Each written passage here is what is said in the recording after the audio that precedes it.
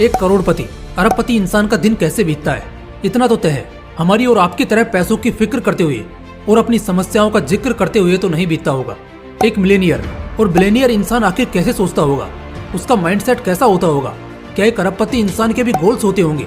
क्या आज मुकेश अंबानी जी का भी डेली कोई गोल होता होगा या कोई सपना होता होगा जिससे वो हासिल करना चाहते होंगे, पूरा करना चाहते होंगे? दोस्तों, आज का ये वीडियो सुपर एक्साइटिंग और धमाल होने वाला है, क्योंकि आज आप मिलेनियर और बिलियनियर लोगों के गोल्स को जानने वाले हैं। तो चलिए स्टार्ट करते हैं। Goal number 1, they plan things a decade ago. 2005 में भारत की सबसे royal family the Ambani family का जब पार्टीशन हुआ तो उस वक्त अनिल अंबानी के हिस्से में टेलीकॉम कंपनीज, डिजिटल कंपनीज और न्यू एनर्जी जैसी कई कंपनीज गई, जो उस समय न्यू था और इनका फ्यूचर अच्छा देखा जा रहा था। जबकि मुकेश अंबानी को मिला पेट्रोकेमिकल और रिफाइनरीज का बिजनेस। यहाँ एक एग्रीमेंट साइन हुआ जिसके तहत दोनों भाई अगले 10 साल से पहले एक दूसरे के कंपटीशन में कोई भी नया बिजनेस स्टार्ट नहीं करेंगे।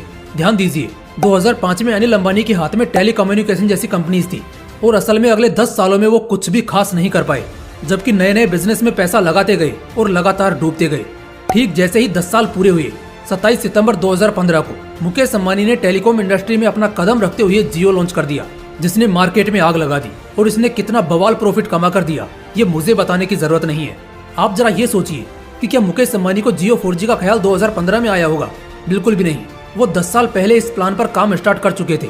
बस इंतजार था उस 10 साल के टाइम पीरियड के पूरा होने का, और जैसे ही वो पूरा हुआ उन्होंने अपना मिशन लॉन्च कर दिया, जिससे अब बच्चा भी उनको जानने लग गया और इससे उनके ओवरऑल कैपिटल को भी बहुत ज्यादा फायदा पहुंचा।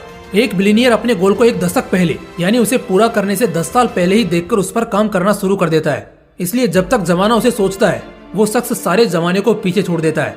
Goal number 2, billionaires values time over money. यहाँ मैं आपको एक बहुत ही रिलेटेबल एग्जाम्पल देकर समझाता हूँ।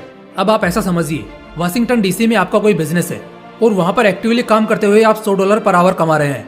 लेकिन क्योंकि आप अकेले रहते हैं तो घर का सभी काम आपको ही करना है, जिसमें आपको 3 घंटे तक लग जाते हैं।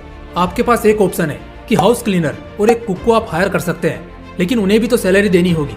मान लो उनकी डिमांड $100 होती है, तो उस वक्त हमारे जैसे अधिकतर लोग बस यही सोचेंगे कि खुद काम करके जो सैलरी के तौर पर $100 दिया जाएगा वो भी बचा लेते हैं। जबकि बिलियनियर लोग ऐसा नहीं करते। वो जानते हैं कि 3 घंटा उनके लिए कितना कीमती है, जिससे वो हजारों डॉलर बना सकते हैं। लेकिन यहाँ अगर इन 3 घंटों को पेमेंट देकर बचाया जा सकता है तो यही बुद्धिमानी कहलाएगा, और ऐसा ही करना भी चाहिए। गरीब लोग और मिडिल क्लास लोग जीवन भर अपने समय को बर्बाद कर करके पैसा बचाने पर ध्यान देते हैं, जबकि अमीर और अरबपति लोग कभी ऐसा नहीं करते। वो समय को पैसों से ज्यादा अहमियत देते हैं। Goal number 3, billionaires make powerful representatives. इंसान करोड़पति या अरबपति बनने से पहले कुछ लाख रुपए से शुरुआत करता है और फिर अपने बिजनेस या व्यापार को आगे बढ़ाता है। लेकिन कुछ कंजूस लोग बहुत स्ट्रगल करते हैं, क्योंकि वो हर कमांड की जिम्मेदारी बस खुद ही संभालने की कोशिश करते हैं, सब कुछ बस खुद ही करने की कोशिश करते हैं। लेकिन सोचो, अगर एक ही इंसान सारे काम करने लग जाए तो फिर वो भगवान नहीं कहलाएगा।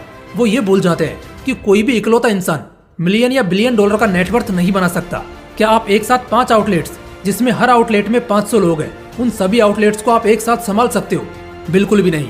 इसलिए मिलियनियर्स और बिलियनियर्स लोग पावरफुल रिप्रेजेंटेटिव्स को तलाशते हैं, फिर उन्हें अपने अंदर ट्रेन करते हैं। यहाँ ओनर तो आप ही रहोगे, बस जिम्मेदारी संभालने के लिए आपने बहुत जिम्मेदार लोगों को मौका दिया है, जिसमें बहुत कम समय में आपकी बहुत ज्यादा ग्रोथ होगी। और एक बिलियनियर भी हार्डली इसी में बिलीव करता है। Goal number 4, billionaires are excited to make more money instead of saving it.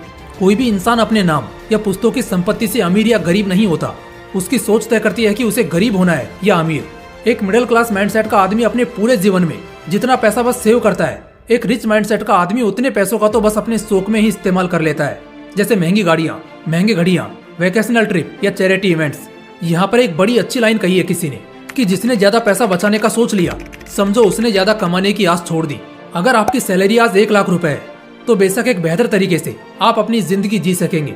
ठीक इसी तरह आप हर महीने 20,000 रुपए बचाते हैं। हो सकता है अगले 40 साल तक अगर आप हर महीने 20-20 हजार रुपए सेव करते रहते हैं तो आप 40 से 50 लाख रुपए तक बचा लेंगे। बट मुझे बताइए, क्या ये एनफ है? इतने में तो मुश्किल से शायद एक लग्जरी मर्सिडीज कार आएगी, इसके अलावा कुछ भी नहीं। और 40 साल बाद तो शायद ये भी नहीं हो पाएगा। सेविंग्स में आपका पैसा बचता जरूर है, लेकिन साल दर साल ये बढ़ता नहीं, देश के इन्फ्लेशन से घटता जाता है। जबकि आपके सपने हैं आलीशान महल में रहने के, जिसके नीचे कतार से